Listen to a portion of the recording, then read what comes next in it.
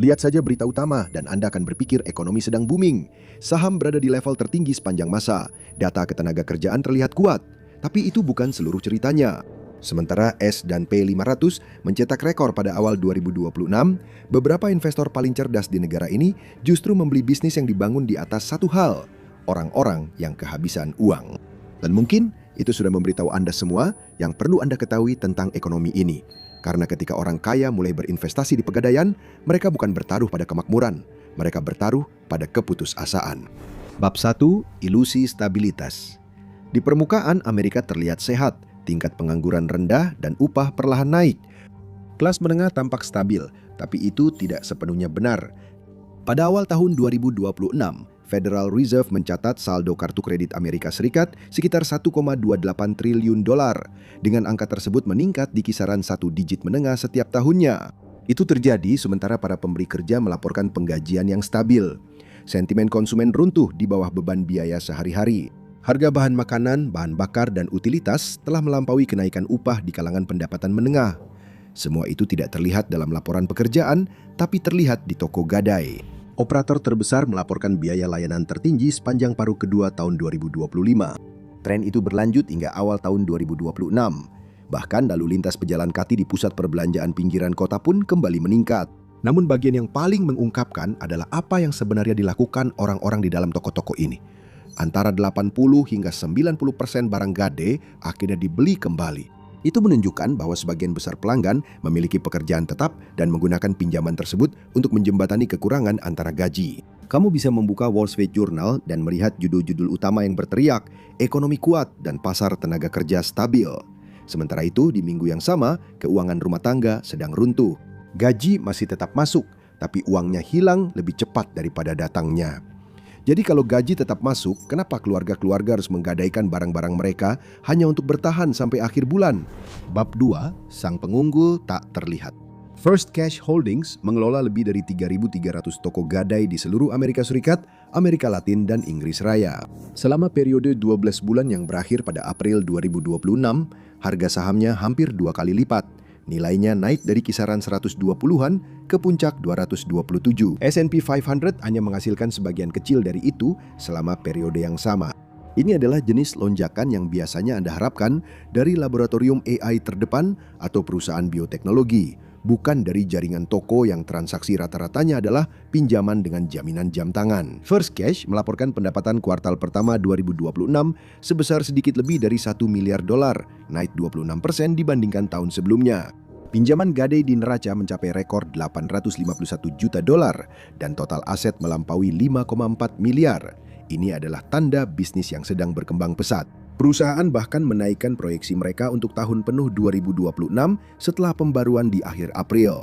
Hal itu membuat harga saham melonjak naik setelah berita tersebut. Barang yang pertumbuhannya paling cepat di dalam First Cash Holdings bukanlah penjualan kembali barang-barang gadai, melainkan pinjamannya itu sendiri. Bukan apa yang dijual, tetapi seberapa cepat utang terhadap properti rumah tangga itu bertambah. Itulah yang dihargai oleh pasar.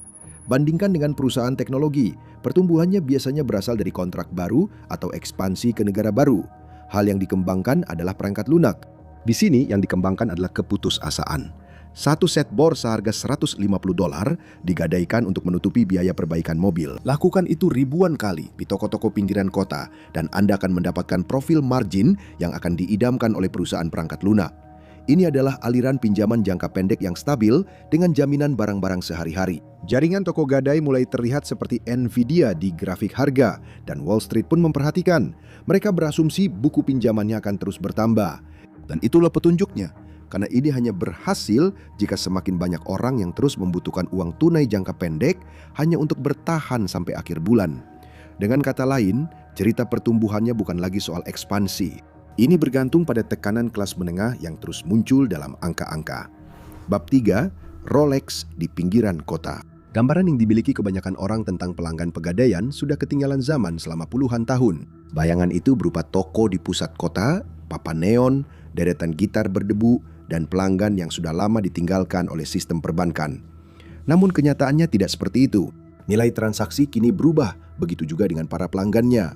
Keluarga yang bekerja kini lebih sering datang. Para wanita pun mulai menggadaikan perhiasan warisan. Para pemilik usaha kecil datang membawa jam tangan Omega dan Rolex, sementara para pekerja membawa alat-alat mereka. Beberapa di antaranya bernilai $1.000 dan ada juga yang mencapai $3.000 dalam satu kunjungan. Pelanggan saat ini memiliki slip gaji. Mereka punya 401K. Tapi mereka tetap datang ke sini karena pada akhir bulan angka-angkanya tetap tidak mencukupi. Rumah tangga berpenghasilan menengah yang menghasilkan antara $60.000 dan $100.000 per tahun sekarang menjadi bagian signifikan dari pertumbuhan pelanggan baru. Banyak yang menggunakan pinjaman untuk menutupi pembayaran hipotek. Beberapa pengusaha kecil menggunakannya untuk membayar gaji pada hari Jumat ketika faktur terlambat. EasyCorp adalah operator pegadaian besar kedua yang diperdagangkan secara publik dan angka kuartal kedua tahun fiskal 2026-nya hampir sulit dipercaya. Total pendapatan naik 46% menjadi hampir $447 juta. Pinjaman gadai mencapai $349 juta. Jumlah pinjaman rata-rata melonjak dari 160 pada tahun 2022 menjadi $240 pada tahun 2026, peningkatan 50% hanya dalam 4 tahun. Bahkan bisnis limbah perhiasan pun naik sebesar 64%, didorong oleh kenaikan harga emas. Harga emas berada di dekat level tertinggi dalam beberapa tahun terakhir, yang berarti para pelaku usaha dapat meminjamkan lebih banyak uang dengan jaminan barang yang lebih sedikit. Cincin kawin yang dulu hanya bernilai $180 pada tahun 2023 mungkin bisa mencapai $320 di awal tahun 2026. Hal ini menarik jaminan dengan nilai lebih tinggi masuk ke toko, dan peminjam dengan penghasilan lebih tinggi pun mulai berdatangan. Seorang perawat anak di Phoenix datang pada hari Selasa membawa gelang tenis milik neneknya. Dia tidak sedang dalam krisis dalam arti yang dramatis. Dia masih memiliki pekerjaan tetap dan kehidupan yang normal di atas kertas. Namun, pendingin udaranya baru saja rusak. Kartu kreditnya sudah mencapai batas dan pinjaman bank tidak akan cair tepat waktu. Dia butuh $400 paling lambat hari Jumat. Di seberang kota, seorang kontraktor HVAC datang membawa satu set kunci sok Snap-on, nilainya ribuan dolar. Dia butuh $900 untuk menutupi kekurangan gaji. Tidak ada yang salah dengan usahanya, hanya saja waktunya kurang tepat. Keduanya akhirnya berada di tempat yang sama. Jika orang-orang yang punya pekerjaan dan aset semakin sering menggunakan pegadaian untuk menutupi kekurangan sementara, ini sebenarnya bukan soal pekerjaan, ini soal waktu. Itulah sebabnya seluruh industri ini terus berkembang. Bab 4. Gurun perbankan. Jalanlah di jalan utama hampir semua pinggiran kota Amerika yang dibangun antara tahun 1970 dan 2000, dan Anda akan melihat deretan fasad bank. Di tempat mereka sekarang ada salon kuku, toko pop-up, atau papan tanda disewakan. Di mana dulu ada bank regional dengan layanan drive-thru dan teller pada hari Sabtu, kini hanya ada lahan berpagar yang menunggu untuk dikembangkan kembali. Dari tahun 2017 hingga 2025, jaringan perbankan nasional menyusut hampir 15%, turun dari sekitar 86.000 cabang menjadi sekitar 73.000. Lebih dari 900 cabang bank tutup hanya dalam tahun kalender 2024 saja. 16 bank terbesar menyumbang 800 dari penutupan tersebut. Angka tahun 2025 menunjukkan ratusan cabang lagi yang hilang. Lokasi geografis lebih penting daripada jumlahnya. Federal Reserve Philadelphia menemukan bahwa dari tahun 2019 hingga 2023, Amerika Serikat kehilangan sekitar 5.400 cabang bank dengan jumlah penutupan terbanyak terjadi di pinggiran kota berpenghasilan menengah dan atas. Namun secara proporsional, kerusakan yang terjadi jauh lebih parah di tempat lain.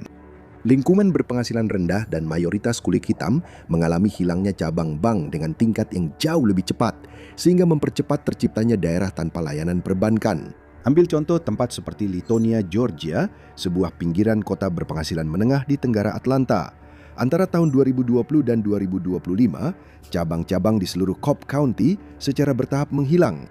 Ketika lokasi Wells Fargo tutup, begitu juga dengan Bank of America dan Truist Financial.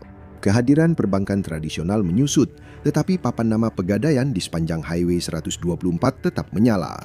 Jumlahnya justru bertambah. Pola yang sama terulang di pinggiran kota di seluruh negeri. Daerah tanpa bank, yaitu wilayah yang tidak memiliki cabang bank dalam jarak yang wajar, bertambah antara tahun 2019 dan 2023. Dan di tempat-tempat yang terdampak, akses tidak sekedar hilang, akses itu menjadi semakin jauh. Di lingkungan yang terdampak, jarak median ke cabang bank terdekat meningkat sekitar 1,5 hingga 2 mil dibandingkan hanya beberapa tahun sebelumnya. Itu berarti pilihan terdekat untuk layanan perbankan langsung semakin menjauh. Dan bagi semakin banyak rumah tangga, kekosongan itu diisi sepenuhnya di tempat lain. Koridor pinggiran kota yang kehilangan cabang bank terakhir mereka untuk layanan langsung adalah koridor yang mengalami pertumbuhan tercepat dalam pinjaman gadai. Satu bentuk pinjaman ditarik dari kode pos tersebut hampir bersamaan dengan bentuk pinjaman lain yang masuk. Bab 5. Gerbang BNPL. Ada satu tempat yang biasanya dikunjungi oleh sebagian besar keluarga kelas menengah sebelum mereka sampai ke meja gadai. Tempat itu sama sekali tidak terlihat seperti pemberi pinjaman. Tempat itu terlihat seperti tombol check out. Beli sekarang, bayar nanti. Dijual sebagai inklusi keuangan, 4 cicilan ringan dan tanpa bunga jika Anda membayar tepat waktu. Ini adalah cara mudah untuk membagi pembelian $300 ke dalam 2 kali gajian. 3 pemain besarnya adalah Affirm, Klarna, dan Afterpay. Affirm saja memproses lebih dari $34 miliar pada tahun 2025. Klarna sekarang melayani sekitar 150 juta pengguna aktif secara global. Sementara itu PayPal, Apple, dan bahkan Amazon semuanya telah meluncurkan opsi bayar nanti mereka sendiri. Fitur ini berubah dari sesuatu yang hanya digunakan oleh segelintir orang menjadi pilihan utama hanya dalam waktu sekitar 5 tahun. The Richmond Fed telah memantau pertumbuhan kategori ini dengan volume transaksi yang meningkat pada kisaran 2 digit tinggi setiap tahunnya. Semakin banyak pembelian yang dilakukan melalui skema cicilan yang sebagian besar melewati biro kredit tradisional. Aplikasi-aplikasi ini umumnya tidak melakukan pemeriksaan kredit secara ketat, tetapi mereka melaporkan kembali ke biro kredit utama dan melakukan pemeriksaan kredit ringan. Namun, ini tetap berarti seorang pembeli bisa punya 4 skema cicilan sekaligus lewat Affirm, Klarna, Afterpay, dan kartu toko. Biro Perlindungan Keuangan Konsumen telah menandai pola ini. Pengguna BNPL cenderung memiliki saldo lebih tinggi pada kartu kredit dan pinjaman pribadi dibandingkan dengan yang bukan pengguna. Denda keterlambatan menumpuk, penggunaan berulang meningkat, dan akhirnya rumah tangga tersebut menemui jalan buntu. Ketika limit BNPL habis dan jalur kredit semakin ketat, ada satu tempat yang jelas untuk dituju. Semakin banyak pelanggan Pegadaian tampaknya berasal dari rumah tangga yang sebelumnya sangat mengandalkan beli sekarang bayar nanti. Pegadaian tidak melaporkan ke biro kredit, mereka tidak peduli dengan riwayat kredit, mereka hanya peduli pada pinjamannya.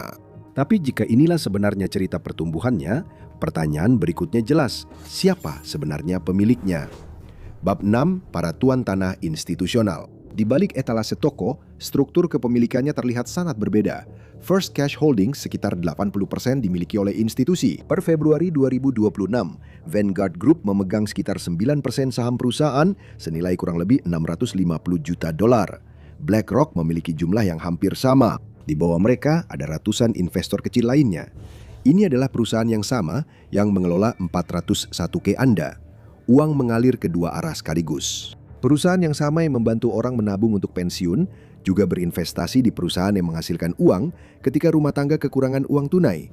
Di satu sisi, mereka mengelola tabungan jangka panjang. Di sisi lain, mereka memiliki bagian dari bisnis yang masuk ketika seseorang membutuhkan $300 atau $500 dengan cepat. Tidak ada yang disembunyikan dari hal ini, semuanya terbuka. Tetapi ini menciptakan tumpang tindih yang aneh. Uang yang seharusnya melindungi masa depanmu berada di dalam sistem yang sama yang mendapatkan keuntungan ketika keadaan menjadi sulit. Dan itulah bagian yang tidak terasa jelas sampai kamu mengatakannya secara langsung. Mengapa para manajer aset terbesar di dunia menaruh miliaran ke dalam sistem yang tampaknya mendapat untung ketika klien pensiun mereka sendiri sedang tertekan? Bab 7. Perangkap imbal hasil. Pegadaian tidak terlihat mahal sampai kamu melihat biaya-biaya yang terlibat. Tergantung pada negara bagian, biaya pegadaian bisa mencapai sekitar 60% hingga 240% APR. Kartu kredit pada umumnya biasanya berada di kisaran awal 20-an%. Itu bukan selisih yang kecil. Itu berarti pinjaman $500 dengan jaminan cincin kawin selama 90 hari bisa $300 dalam bentuk biaya dan bunga. Pinjaman bank untuk jumlah yang sama, $500 dalam periode yang sama, sekitar $15. Uangnya sama dan waktunya sama, tapi biayanya benar-benar berbeda. Sebagian besar barang di Pegadaian, sekitar 80 hingga 90% barang ditebus kembali oleh pelanggan, jadi jaminannya biasanya kembali, tapi biayanya tidak. Biaya itu sudah pasti diambil. Dan itu berarti pelanggan yang sama bisa terus-menerus menggunakan sistem ini setiap kali membayar untuk kecepatan dan akses. Ada keuntungan lain dari sistem ini. Dalam banyak kasus, ini tidak muncul di laporan kredit Anda. Ini tidak melalui sistem persetujuan yang sama. Ini mengikuti aturan yang sepenuhnya berbeda yang ditetapkan oleh Undang-Undang Gadai Negara Bagian, bukan standar pinjaman tradisional. Jika digabungkan, ini menjadi jenis bisnis yang sangat spesifik. Ini adalah uang tunai cepat yang dijamin oleh sesuatu yang sudah Anda miliki. Hasilnya adalah pasar yang terus berkembang, bukan karena orang-orang membeli lebih banyak barang mewah untuk digadaikan, tetapi karena semakin banyak orang yang menggunakan barang yang sama berulang kali hanya untuk bertahan hidup setiap bulan. Tapi ketika Anda melihat semua ini, pola yang berbeda mulai muncul. Sebuah sistem keuangan 2 tingkat yang telah dibangun, sementara sebagian besar perhatian tertuju ke tempat lain. Bab 8. Pemisahan besar. 20% peminjam teratas masih hidup di dalam sistem keuangan lama. Mereka memiliki rekening tabungan, hipotek, kartu kredit, dan rekening investasi. Bagi mereka, bank masih terasa seperti bank. Tapi di bawah itu, sesuatu yang lain diam-diam telah terbentuk. Yang satu lebih cepat, yang satu lagi lebih mahal, dan tidak membantu Anda membangun kekayaan seiring waktu. Itu hanya membantu Anda bertahan selama sebulan. Dan itu menunjukkan perbedaannya. Para eksekutif yang menjalankan bagian dari sistem ini tidak benar-benar membicarakannya lagi sebagai sebuah masalah. Mereka mengambil masalah keuangan orang biasa dan menyebutnya sebagai dorongan untuk perusahaan mereka. Ketika mereka membeli lebih banyak bisnis, mereka menyebutnya sebagai peluang untuk berkembang. Impian Amerika yang asli bergantung pada bank-bank yang benar-benar ingin mempertahankan keluarga kelas menengah sebagai nasabah. Sekarang keluarga-keluarga itu dipandang hanya sebagai cara lain untuk menghasilkan lebih banyak uang. Sistemnya sudah diatur untuk ini, uangnya sudah bergerak, dan perusahaan-perusahaan sudah mulai meraup keuntungan. Para investor mendukung pegadaian karena keuntungannya bukan berasal dari produk baru atau pelanggan baru. Keuntungan itu berasal dari rumah tangga yang sama yang dulu diklaim hendak ditopang oleh sistem tersebut. Dan jika memang kesanalah arahnya, pertanyaan selanjutnya sudah jelas. Apa yang terjadi jika sistemnya benar-benar berhenti? Cari tahu jawabannya di Bagaimana Jika Ekonomi AS Serikat Ambruk, atau tonton yang ini saja.